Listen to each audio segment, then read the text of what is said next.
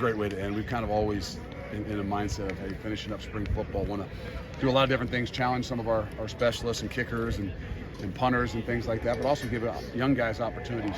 Very rarely do you get some of these live situations, whether live punts or live kickoffs and kickoff returns. You don't do them much. You don't want really the first time to be, come August and September. So give some guys some opportunities, challenge the specialists in a lot of ways, and challenge the return guys in a lot of ways. And so, there's some sloppy play out there, I think, when you get to the special team, just because some guys are not doing it. We don't need to see Owen Arnett. We don't need to see guys that run down on kickoff and kickoff return for the last 3 years. But no, it's a great way to kind of close things up, and I think we finished well today. Kind of sticking with that, you talked earlier in the spring on maybe trying to get some snaps off the veterans when you can, but maybe with the health and everything that didn't quite happen. How did you feel like you were able to balance maybe trying to get some of those young guys reps and also enough of the vets? We were able to do that a little bit more defensively, just because depth-wise in particular up front on the defensive line, but it became really hard to do that offensively, particularly with the O-line as well as even the wide receivers. So those guys got a lot of work. So this next few weeks will be big for them to kind of get a little bit of time down to rest, relax, and then obviously head into the summer with some conditioning. But it's kind of the nature of the beast. It kind of gives you a great depiction of what's going to happen during the season. If you've got 8 guys that you can play up front on the offensive line, then just like this, you're going to have more opportunities to maybe spell some guys, and if you don't, then you're going to have to be a tight-knit unit that plays every down. And we'll have to be a little bit smarter, I think, with that crew in particular as we come to fall camp. But this was a challenge, not just for 15 practices, but for 34 days. I saw Joe Brunner get a little work at left tackle. What kind of intrigues you about the possibility of trying him out there? Well, position flexibility is huge, and I think whether that's right now for him or even for the next level, and he has the ability to be able to do a lot of different things for us. And to me, most importantly, like the faces and what you want your culture to look like and be like is Joe Brunner, and that's a great kind of indication to a lot of the guys around that, well, hold on now, you've been the starting guard for how many years, and that's your position, and all of a sudden you bump out, don't say a word, don't complain, actually play really well. And so it's a great example for what leadership looks like and do whatever you have to do for the team. And with there've been a lot of injuries with the offensive line this spring. Does that make it hard to kind of evaluate where you are as you try to figure out big picture with? No, what it did was it made those guys have to play a lot more snaps. Like we said, we'd like to have had Riley Mallman out of there a little bit and Jake Renfro out of there a little bit, and but we weren't able to do that. And just because the nature of what we had to do offensively, what we had to do, for the quarterbacks in a lot of ways, and how thin we became there. So those guys had to step up. They did a great job of that. We'll be smart as we move forward, but we know there's some areas where some young guys got to step up, and we got to get some guys healthy. You talked about one of the goals of spring is coming together as a team. Just how do you kind of measure that, and how do you think you guys are doing in that regard? It's not easily measured. Adversity shows you a lot of different things, but you kind of listen and wait to hear how guys speak and what they say and how they talk, and are the things that we're continuing to preach day in and day out, are they, do we hear them coming out of their mouth, not when they're programmed to say them, but when they have opportunities to speak and talk. And so that gives you some indication, and then once some adversity hits, as you see in the spring, it goes back and forth. To be honest, the offense came out today and really was sharp. In some ways probably had something maybe to prove in their mind from maybe the last few practices, and I think that's where the challenge starts to come in, and you see that when it bounces back and forth, that guys understand that what it takes to be successful and understand what it's going to take to climb this mountain. For some of the first-year players, the early enrollees, I know you mentioned during the early side here about them getting them ready to play maybe a little bit earlier. What did you? Eugene stepped up. You've seen Catalano work, but just how did you see those first-year freshmen? No, they did a good job. They got a lot of reps. Those guys in particular, both the corners on both sides, got a lot of reps. And that was really good for them. That gave us an opportunity to get Rico out of there and to get Nye out of there, because those guys have played a lot of football for us.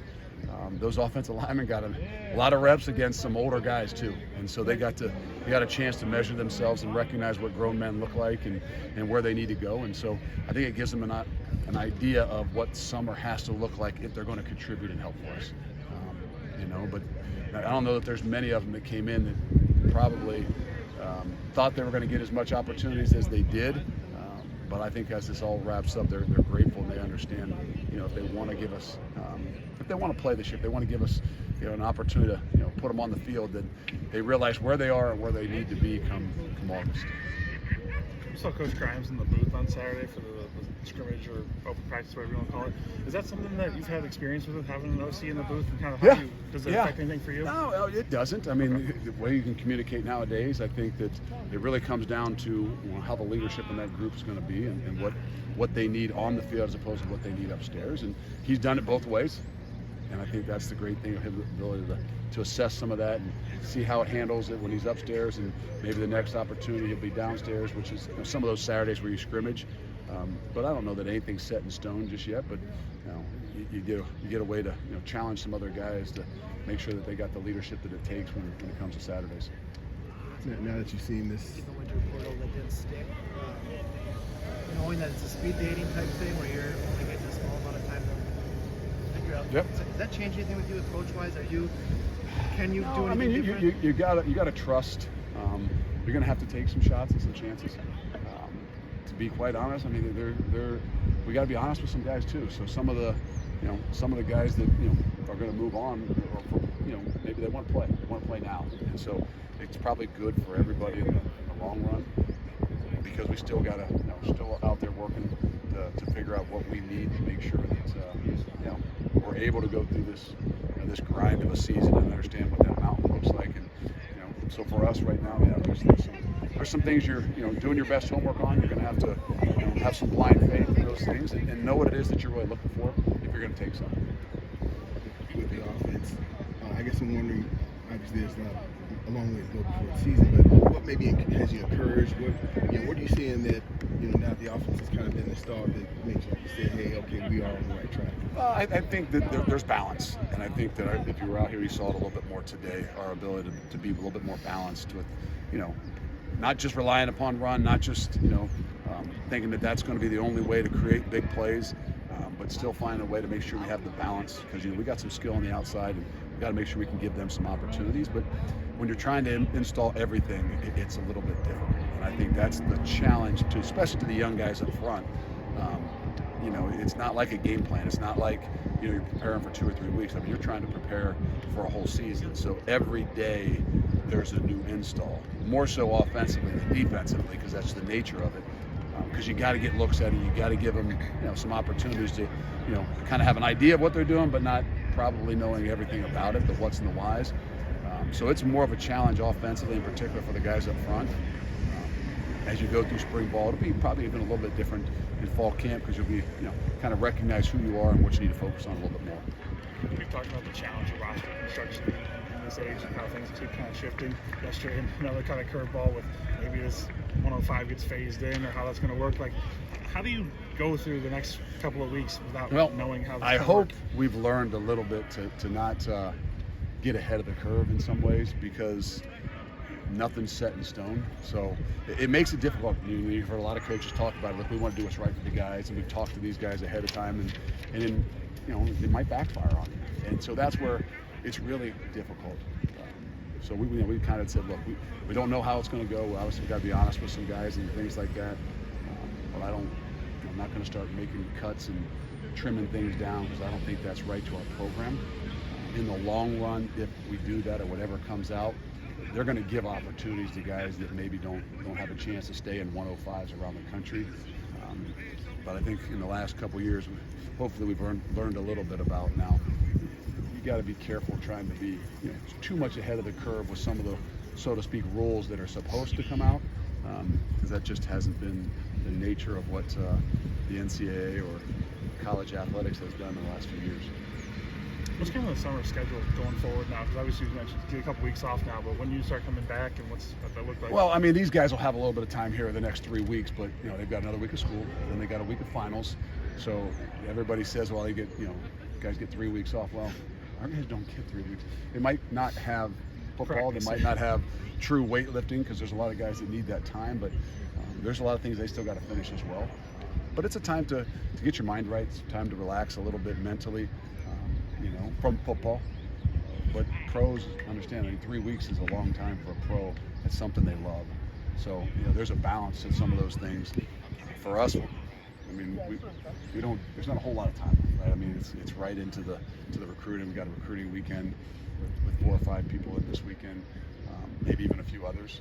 So it's a constant go to figure out, hey, what's the next phase of what we're doing for our team, and then obviously for the whole program.